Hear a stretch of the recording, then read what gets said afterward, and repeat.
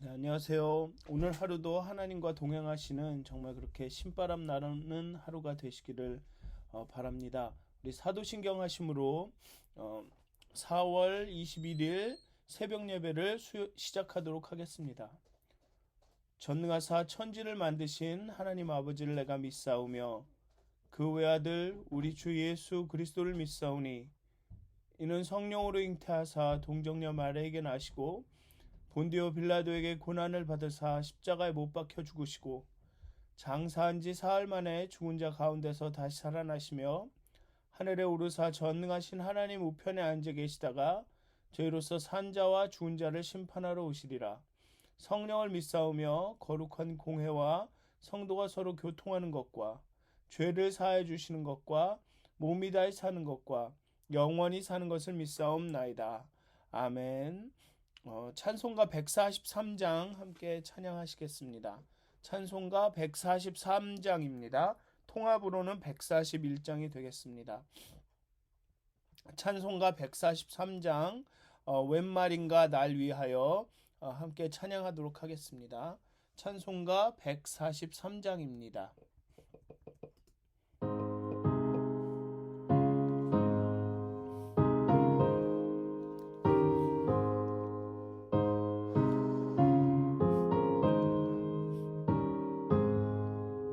웬 말인가 날 위하여 주 돌아가셨나 이 벌레 같은 날 위해 큰애 받으셨나 내 지은 죄 다 지시고 못 박히셨으니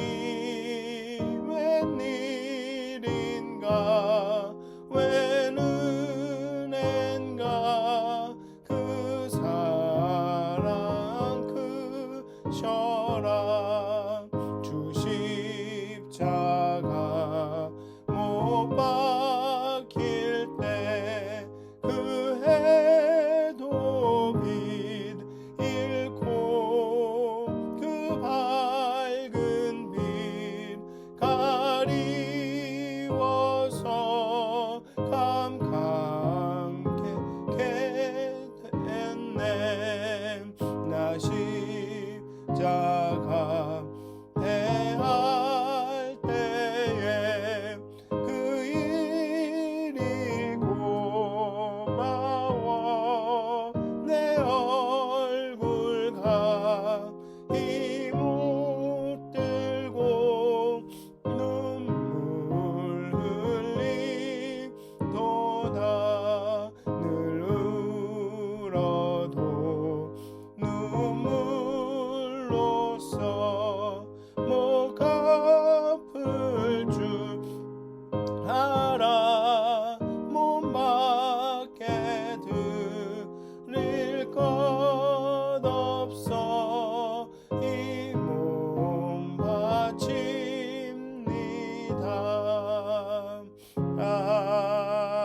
아멘. 찬송가 85장 한 장 더 찬양하시겠습니다. 통합으로도 85장입니다. 찬송가 85장 9주를 생각만 해도 한 장 더 찬양하시겠습니다. 찬송가 85장입니다. 통합으로도 85장입니다. 9주를 생각만 해도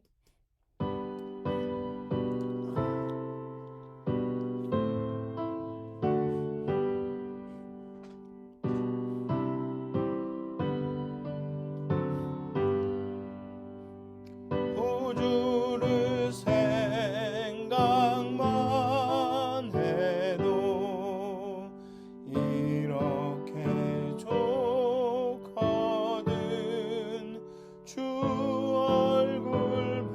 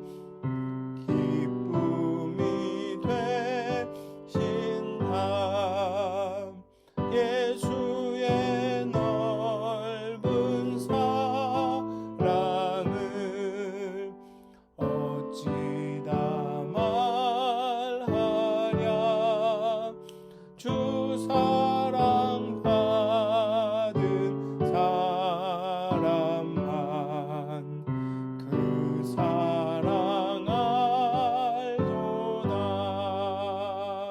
사랑의 구주 예수여, 내 기쁨 되시고 이제로부터 영원히 영광이 되소서.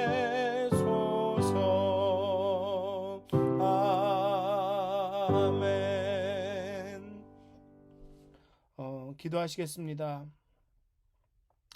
은혜 하나님, 사랑의 하나님, 그리고 부활하신 우리의 주님, 이 시간 이 아침에 정말 하나님 앞에 나아갑니다. 정말 찬양하며 기도하며 또 말씀을 묵상하며 하나님의 임재함 가운데로 나아갑니다. 하나님, 이 시간 우리와 함께하여 주시고 정말 부활을 통해서 우리의 첫 열매 되신 예수 그리스도를 닮아서 정말 우리가 그 부활의 삶을 살아날 수 있도록 우리의 죄와 사망의 그 권세를 이기고 사신 예수님처럼 우리 안에 여전히 남아있는 그 죄의 흔적들을 이기며 우리의 온전치 못한 부분들을 정말로 극복을 하면서 정말 그렇게 그리스도의 장성한 분량까지 자라날 수 있도록, 성장할 수 있도록 하나님 이 아침에도 우리를 깨우쳐 주시고 우리의 마음을 움직여 주시고 정말 우리의 눈을, 영혼의 눈을 열어 주시옵소서. 감사합니다. 예수님의 이름으로 기도하였습니다. 아멘. 오늘 함께 나누실 말씀은 누가복음 23장 44절에서 56절까지의 말씀입니다. 누가복음 23장 44절에서 56절까지의 말씀입니다. 제가 봉독하여 드리도록 하겠습니다. 누가복음 23장 44절에서 56절까지의 말씀입니다. 때가 제6시쯤 되어 해가 빛을 잃고 온 땅에 어둠이 임하여 제9시까지 계속하며 성소의 휘장이 한 가운데가 찢어지더라. 예수께서 큰 소리로 불러 이르시되 아버지, 내 영혼을 아버지 손에 부탁하나이다 하고 이 말씀을 하신 후 숨지시니라.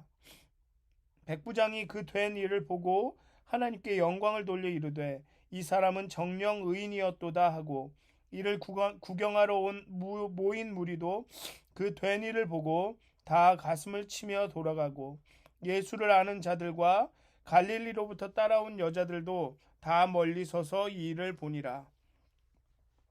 공회의원으로 선하고 의로운 요셉이라 하는 사람이 있으니 그들의 결의와 행사와 찬성하지 아니한 자라. 그는 유대인의 동네 아리마대 사람이요 하나님의 나라를 기다리는 자라. 그가 빌라도에게 가서 예수의 시체를 달라 하여 이를 내려 세마포로 싸고 아직 사람을 장사한 일이 없는 바위에 판 무덤에 넣어두니 이날은 준비일이요 안식일이 거의 되었더라. 갈릴리에서 예수와 함께 온 여자들이 뒤를 따라 그 무덤과 그의 시체를 어떻게 두었는지를 보고 돌아가 향품과 향유를 준비하더라. 아멘. 예수님이 숨지시는 순간에 온 땅에 어두움이 임했다고 누가는 증언하고 있습니다. 그리스 로마 문학에서 보면 지금 예수님 당시에 그 세계는 그 팔레스틴 지역은 그리스 로마 문화에 굉장한 많은 영향을 받고 있었죠. 그래서 그리스 로마 문학에서 어둠은 이 위대한 인물의 죽음과 관련해서 많이 언급이 된다고 합니다. 또 한편으로는 누가는 사탄의 권세와 관련하여 어둠을 언급합니다. 누가복음을 보면 항상 어둠이 언급될 때는 이것은 사탄의 권세와 관련이 있습니다. 또 구약 예언서에서는 여호와의 마지막 날과 관련하여 종말적인 천체의 한 현상을 나타냅니다. 즉 종말이 오는 한 여호와의 마지막 날에, 하나님의 그 마지막 날에, 심판의 날에 그 어둠이 임하고 그리고 심판이 임할 것이다. 그런 천체 하늘의 변화가 어둠으로 나타날 것이다 라고 이야기하고 있습니다.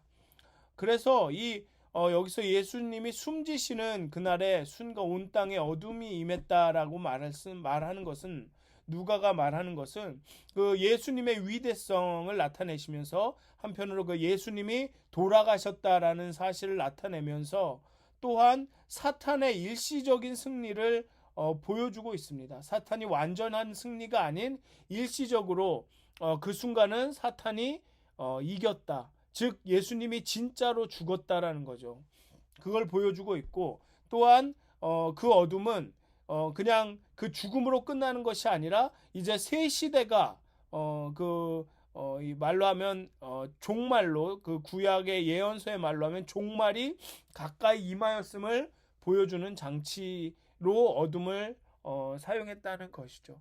즉 제일 밝기, 제일 새벽이 가까이 올 때 그때가 가장 어두운 것처럼, 그 어둠이, 예수님의 죽음이 꼭 마치 사탄이 이긴 것처럼 보이는 그 캄캄함이 정말 새롭게 도래할 그 세대에 대한 가장 강력한 증거였다라는 것입니다. 누가는 그런 그 세 가지의 의미를 그 어둠이란 한 단어를 통해서 나타내려고 한 것이죠.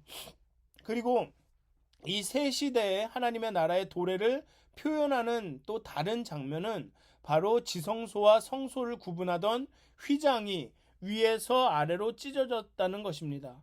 이 휘장은 성소의 안쪽 분향단 뒤로 이렇게 쳐져 있는데, 바로 그러니까 분향단 뒤에 그 지성소와 이 성소를 구분하던 막으로 쓰였다는 것이죠.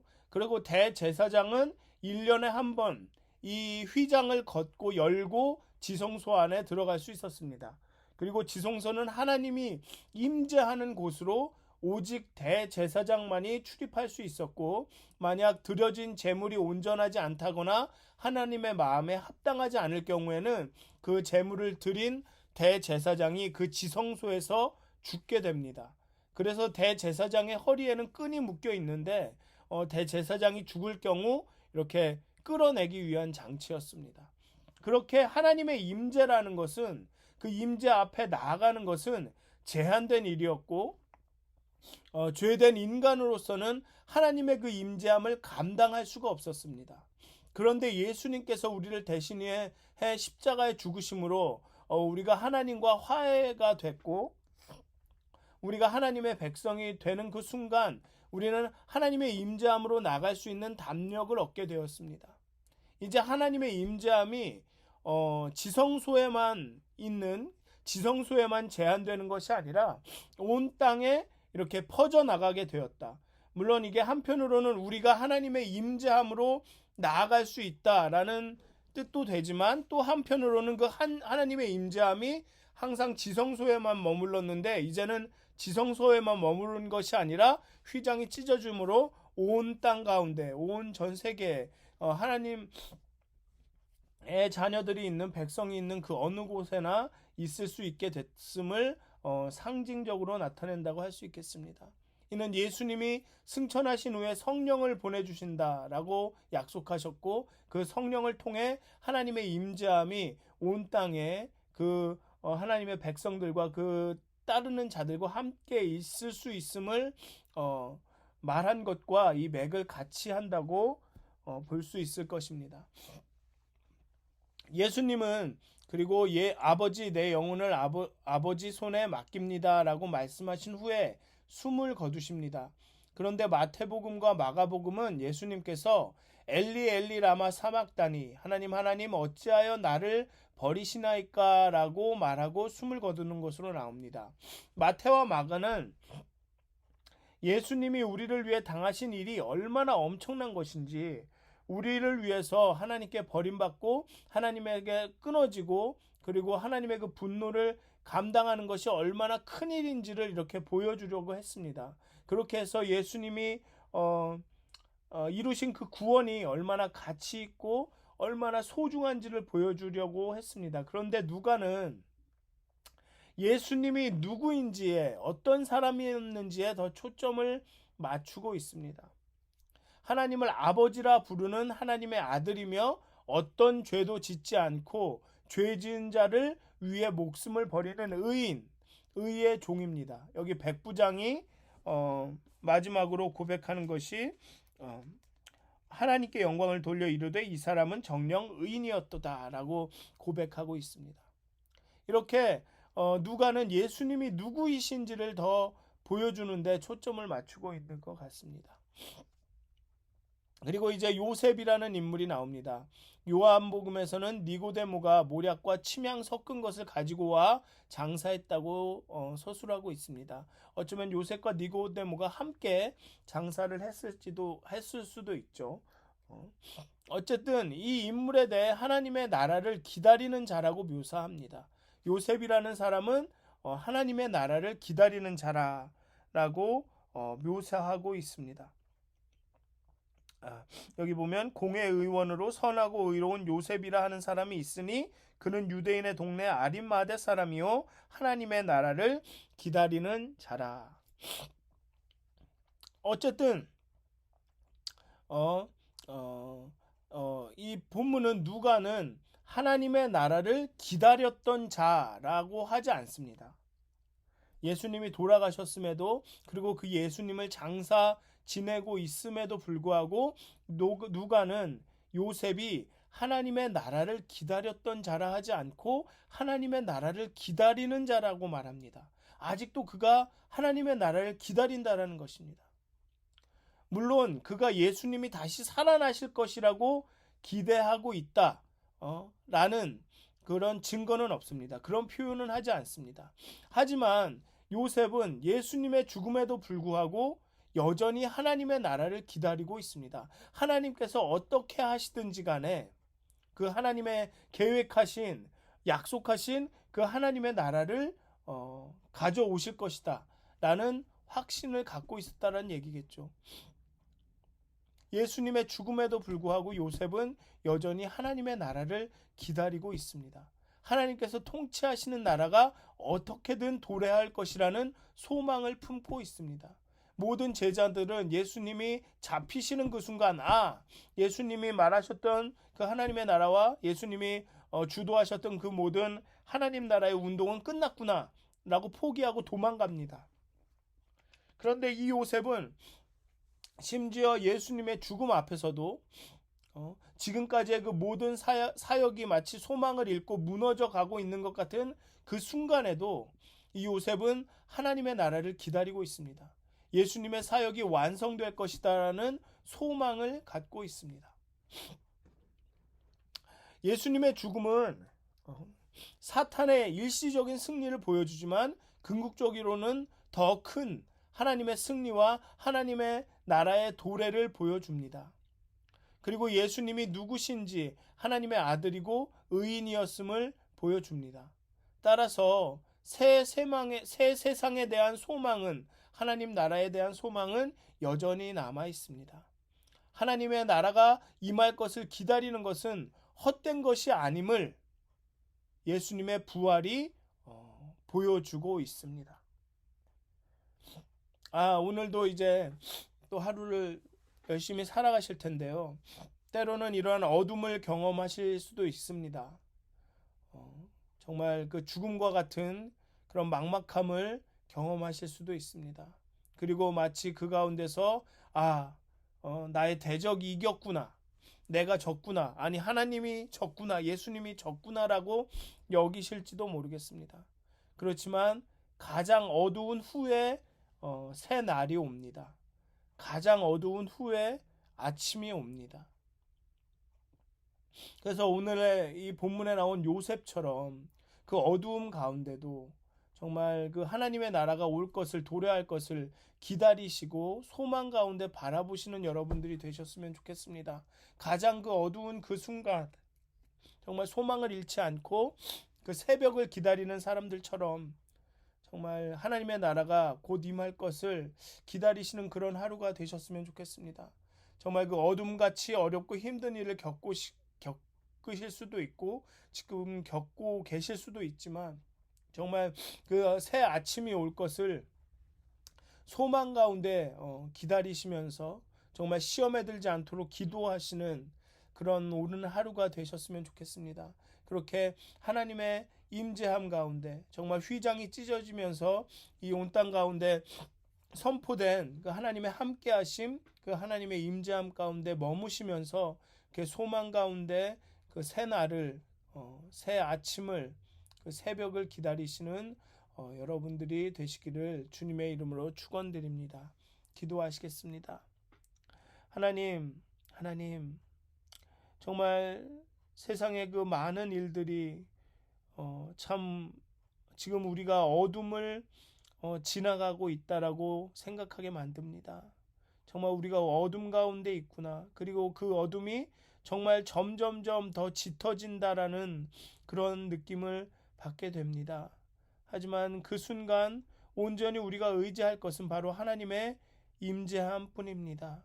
그 어둠 가운데서도 정말 어둠조차 빛이 되도록 우리 가운데 함께 하시는 그 하나님의 그 임재함을 신뢰합니다.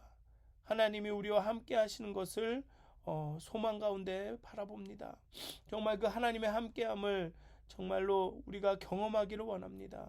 하나님, 그리하여서 우리가 비록 어두움 가운데서도 하나님의 나라를 기다리며 하나님이 도래하실 것을, 하나님께서 임하셔서 우리 삶 가운데 임하셔서 우리의 그 신원을 해결해 주시고 풀어 주실 것들을 소망 가운데 기대하며 기다리기 원합니다. 하나님, 우리의 영을 깨워 주시고 우리에게 기도의 영을 부어 주셔서 우리가 시험에 들지 않도록 깨어 기도하며 소망 가운데 그 새날을 기다릴 수 있도록 하나님, 우리에게 인내를 더하여 주시옵소서. 우리에게 소망을 주시옵소서. 우리의 눈을 열어 주시옵소서. 감사합니다. 하나님, 예수님의 이름으로 기도하였습니다. 아멘. 하늘에 계신 우리 아버지여, 이름이 거룩히 여김을 받으시오며 나라가 임하옵시며 뜻이 하늘에서 이루어진 것 같이 땅에서도 이루어지이다. 오늘 우리에게 일용할 양식을 주옵시고 우리가 우리에게 죄진 자를 사하여 준 것 같이 우리의 죄를 사하여 주옵시고 우리를 시험에 들게 하지 마옵시고 다만 악에서 구하옵소서. 나라와 권세와 영광이 아버지께 영원히 싸움나이다. 아멘. 평안한 하루 되시길 기도합니다.